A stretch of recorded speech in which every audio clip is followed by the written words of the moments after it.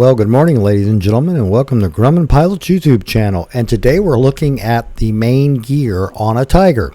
And we're looking at, believe it or not, we're counting the number of threads that are on the big nut that holds the wheel on the spindle.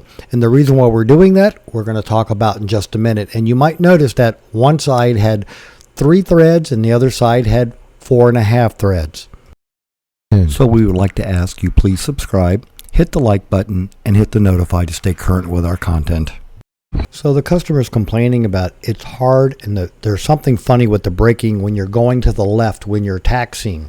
And we counted the threads on each side, and we noticed that on the left-hand main, it only had 3 threads.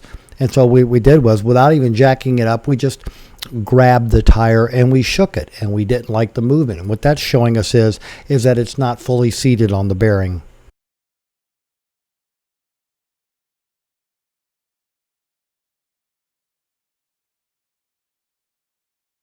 The good news is we found the problem.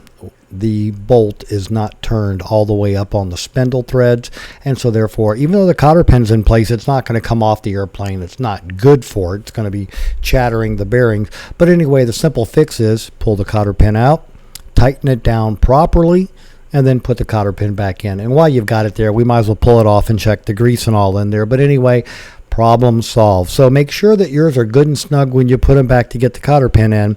Ladies and gentlemen, we hope you found all this useful and informative. Thanks for watching, and have a great day flying your Grumman.